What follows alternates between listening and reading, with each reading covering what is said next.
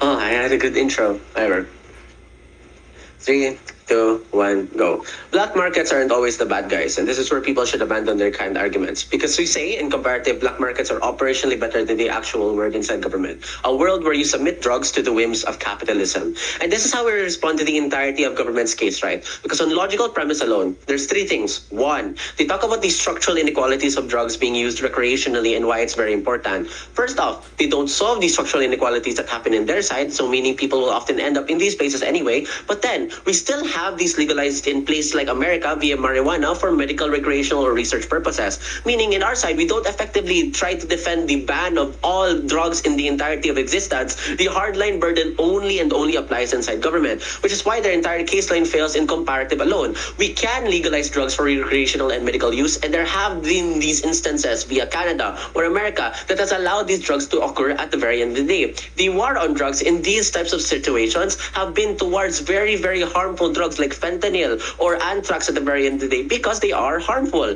But then secondly, they also talk about state regulation, right? How does this even work? There's no actual world building in their side. Do you nationalize your drug industry or do you prevent corporations? Without this, we don't know how the state will effectively regulate a famously ludicrous industry like the drug industry. In fact, regulation means that drugs aren't even worth a blanket legalization, which means their entire case is effectively faulty on their own burden as well. But then thirdly, the idea that it is an inevitability people will do drugs anyways does not mean that banning drugs is wrong. People still kill, but it is illegal. Laws are there to also create moral basis and stigma necessary to socially regulate drug usage, i.e. the fear of using drugs or drugs being a sensitive topic, which is very important because drugs always needs to be taken seriously or etc. But even in social psyche, there's also three things fundamentally wrong in government side. One, why?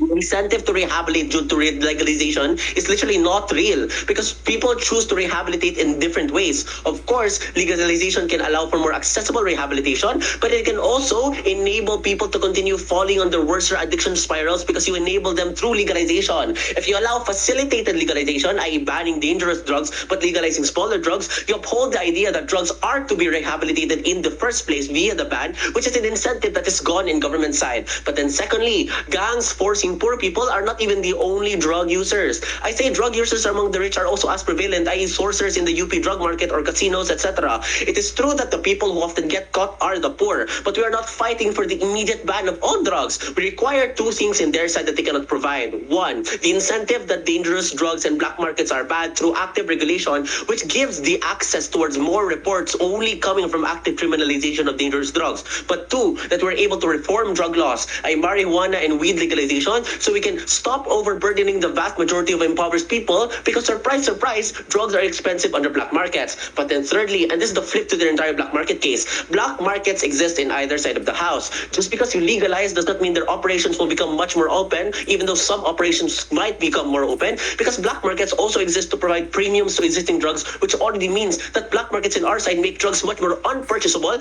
which makes it less of an option to the lives of the poor at the very end of the day. What did I prove through responses alone? State paternalism is obliged to stop people through mechanisms of stigma creation through laws, which keeps people from deciding to do drugs in the first place, and the active rollout of personnel to regulate this. But then two, I also proved that decriminalization efforts do exist so that we can provide leeways to those who often do need it, i.e. rehabilitation, which allows state malleability while also keeping the incentive to report and track and be cautious via the stigma. It is the stigma that makes them feel guilt via drugs, and it is the stigma that drives them to rehabilitation because absent the stigma, they will not feel that guilt and continue to do drugs at the very end of the day. But then thirdly, I also proved that black markets, gang violence, etc. are things that are effectively value neutral on either side, and they don't solve this in their case, which effectively proves that they fail in their own burden alone. But in fact, their only standing case is on quote-unquote war on drugs. Three things again. One, war on drugs is not as violent in the US even though it exists. Our case is not burdened on defending Oplan Tokhang. The war on drugs in the Philippines does not work because they ban all drugs. But in our case, we do not ban all drugs. The reason why Oplan Tokhang is bad because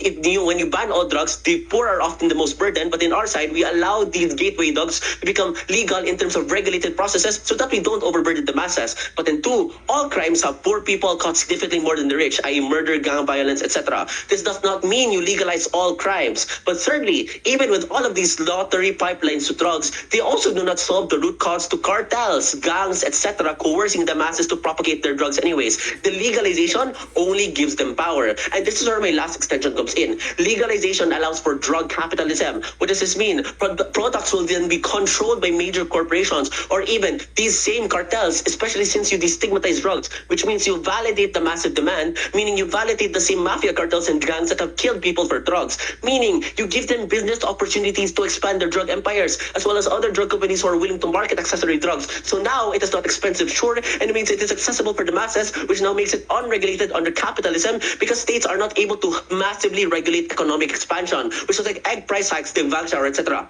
This accessibility, especially with the product being highly mentally altering, makes these corporations want to hoard drugs in order to mass sell these drugs for huge scalar operations, which makes the propagation of drugs much more harmful for environments because drugs are not efficient for, let's say, for example, the propagation of the economy via being able to provide food, because drugs are mainly recreational and medicinal at the very end of the day. Meaning, why do you even need to report it? Because they're quote unquote legalized. Before I move on, POI.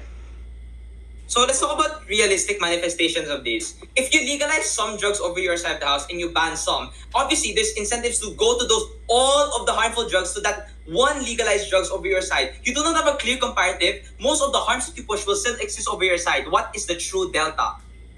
At least they feel shame. At least they don't want to go to these drugs. Some people are stopped from going to these drugs because they feel the shame and stigma. In your side, when they are legalized, you allow these people to buy crocodile at the market and then decide to die from it. That is the problem. You legalize all drugs, especially the drugs that can kill you. In our side, we do not legalize the drugs that can kill us. So even if they decided to go to the black market to buy these drugs, I think they died. But in your side, you legalize their deaths. But then, so now you do not report drug usage because they are legalized. So now you allow states and you allow the economy to manipulate demand to make people socially beholden to do drugs. And this is the counter argument. Legalization makes people socially beholden to do drugs, and this is the powers of late stage capitalism. Meaning, you allow mass addiction problems, more burdens for hospitals, completely less regulated drug usage because of legal normalcy. And sadly, since you allowed for drug usage to be normal, this means that the derivation of crime through drugs, the derivation of family problems through drugs will be invalidated, which means a lot of social research depending on drugs would also be invalidated in your side. Meaning, you stifle society, you stifle progress, and you stifle the ability to liberate against capitalism in your side by allowing capitalism to mentally alter you. And we think that this is the worst part of the case of government side. Oppose.